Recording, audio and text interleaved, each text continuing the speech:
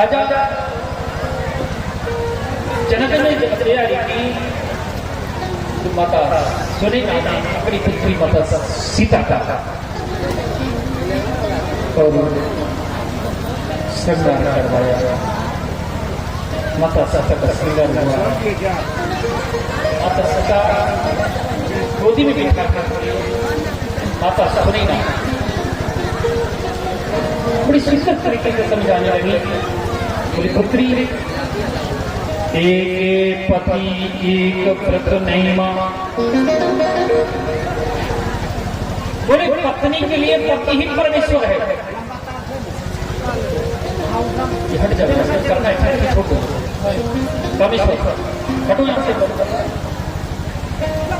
एक पति एक व्रत नहीं, पति ही परमेश्वर होता है। और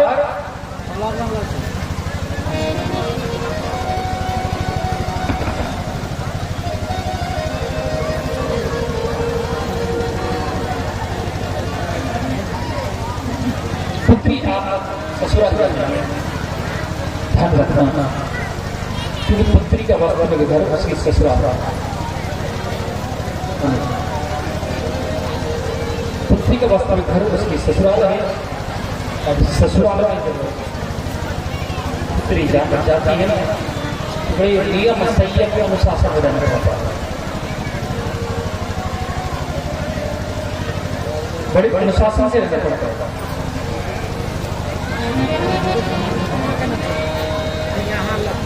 क्योंकि आप जब ससुराल जाएंगी, पति के सोने के बाद सोना, पति के जगने के बाद जागना, पति के जगने से पहले जागना, पति की आज्ञा का पालन करना, अपने सास ससुर परिवार की सेवा करना, ये तुम्हारा परपर धर्म होगा। क्योंकि पुत्री का वास्तविक घर उसका पति का घर है। माता सुनैना कहने लगी, पुत्री, पिता के घर से बेटी की डोली उठती है, लेकिन पुत्री की अर्थी पति के घर से उठती है।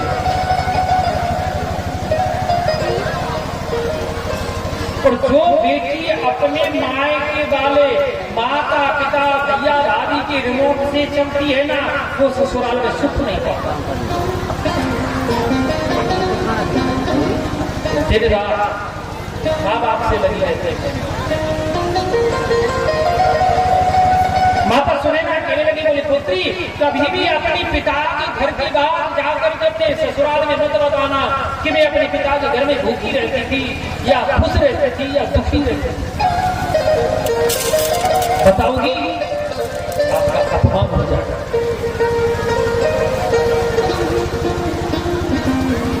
कभी भी ससुराल की बात मायके में आकर के नहीं बतानी चाहिए। ससुराल में नहीं कर सकते।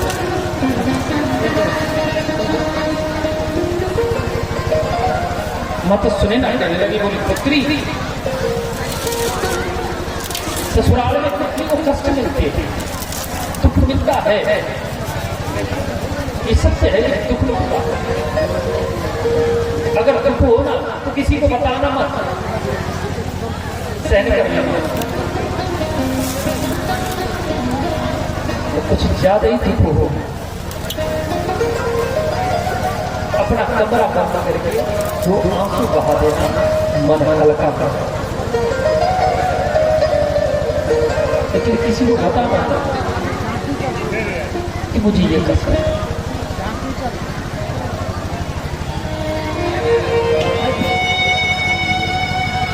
माता सुनैना से बात करने के बाद माता सीता राजा जनक के पक्ष में सोची। जनक ने देखा कि राजा जनक पृथ्वी पे बैठे थे,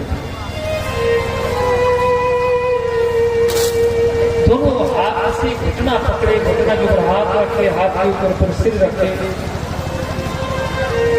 ऐसे बैठे। माता सीता ने जाकर के राजा जनक ने अपने पिता के सिर के ऊपर हाथ रखा, कहा, बोले पिताजी, मुझे आशीर्वाद दीजिए, मैं जा रहा हूं। राजा जनक उठकर के माता सीता के गले से लग करके ऐसे रोए मानो एक बेटा अपनी मैया के गले से लग कर रो रहा है।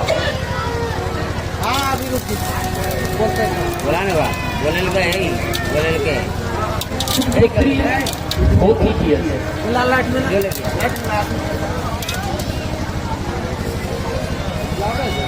सत्य है, जिसके घर में बेटी का जन्म ना हो उसके घर का कल्याण नहीं होता, इसमें कोई गैराई नहीं।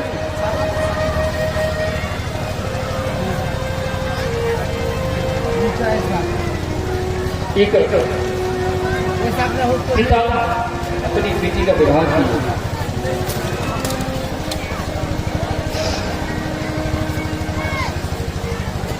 पिता ने अपनी बेटी के विवाह के लिए लड़का खोजा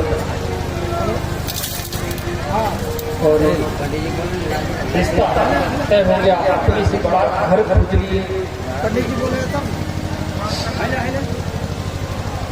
बड़ा घर खोजने पर रिश्ता निश्चित हो गया, तय हो गया। हमारा ससुराल से शादी से पहले भी हमारा पिताजी अपनी बेटी के ससुराल पहली बार जाना है, पहली नई नई रिश्तेदारी है, जुड़ी भी नहीं है,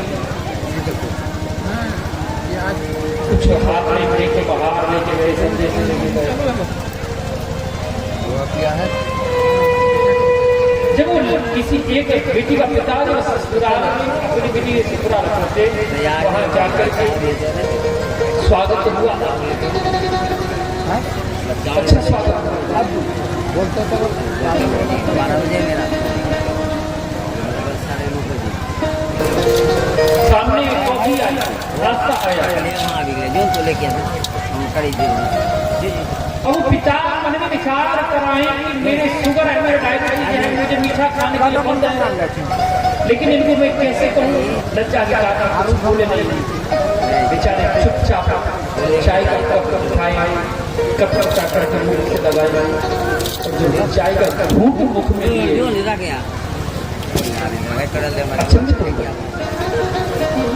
तो फीकी चाय जैसे मैं अपने घर में पीता था, और साथ में इलायची नहीं डली हुई। कुछ देर बाद भोजन की तैयारी, वही साधारण भोजन के बाद आपको आराम करने की आदत हो, तकिया चादर सिर्फ एकदम अपने घर का माहौल उनको अपनी बेटी के ससुराल में मिला।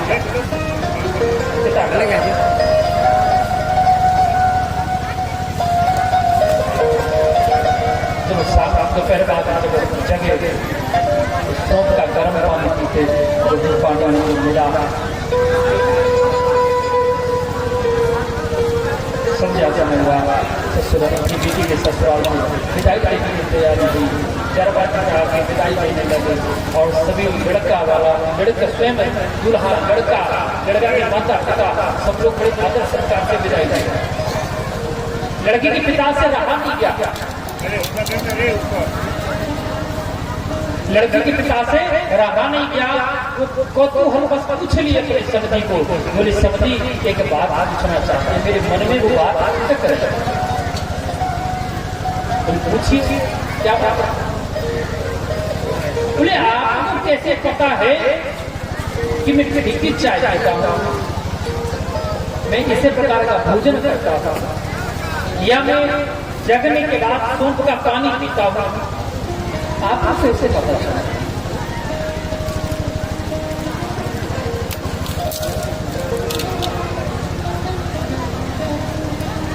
अंदर से समझ नहीं पड़ता, पीछे पीछे चाहता बोल रही है कि लाला अपने ससुर साहब से बोल दो कि हमारी की बेटी का फोन आ गया था, सब कुछ बता दी वो, तब हम उसी के अनुसार ये तैयार हैं।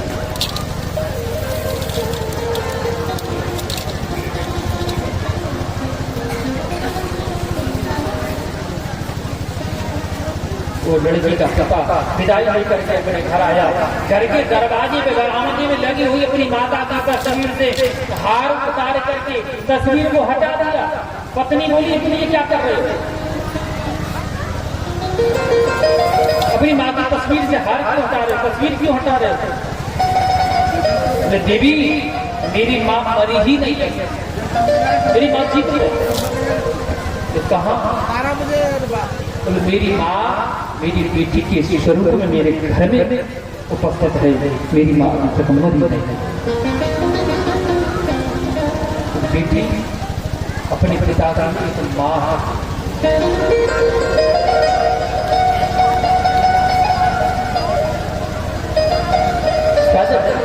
प्रकार से माता सीता से उन्हें विनय करने लगे। माता सीता जानती है कि मेरे भैया नहीं है, मेरे पिता का देखभाल कौन करेगा। जगह बधाई करने लगे, हाथ जोड़कर दशरथ जी को प्रार्थना किए कि अवधेश मेरी पुत्रियों का ख्याल रखना, गलती से इनकी कोई गलती हो जाए तो इनको क्षमा कर दिया करना। दशरथ कहने लगे, जनक मैं बेटा लेकर के बेटी लेके जा रहा हूँ, मैं अपने प्राण त्याग दूंगा, लेकिन अपनी पुत्री सीता को कोई कष्ट नहीं होने दूंगा। जिस दिन अगर ये चीज हो जाए ना, तो कोई भी न तो आगे आगे मरेगी, ना कोई फांसी लगा के मरेगी, ना कोई चेहरे आके मरेगी, कोई नहीं मरेगी।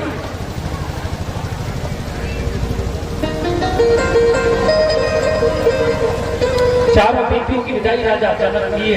इधर चारों दुल्हन का स्वागत तीनों माताओं ने अवध में किया, अयोध्या में किया।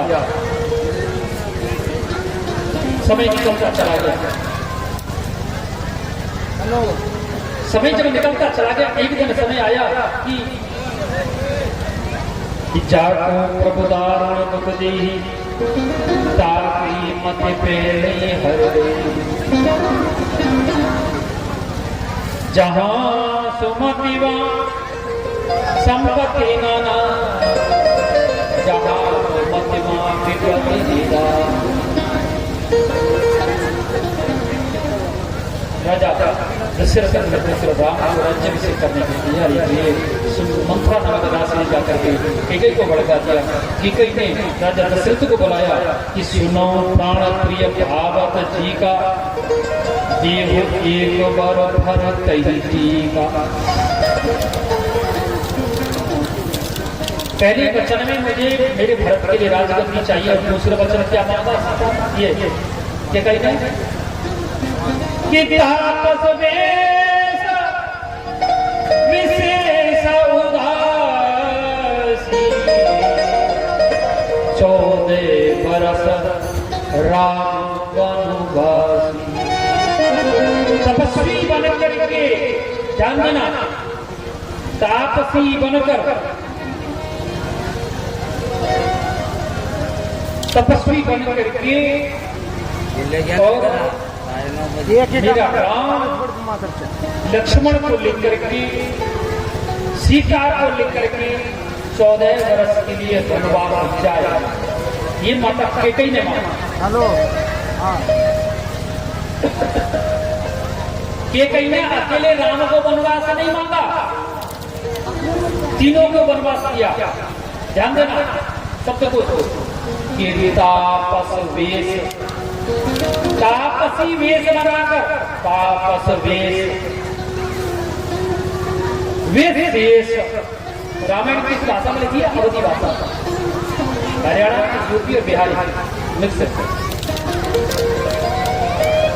तापस वेश विशेष वेश कौन है?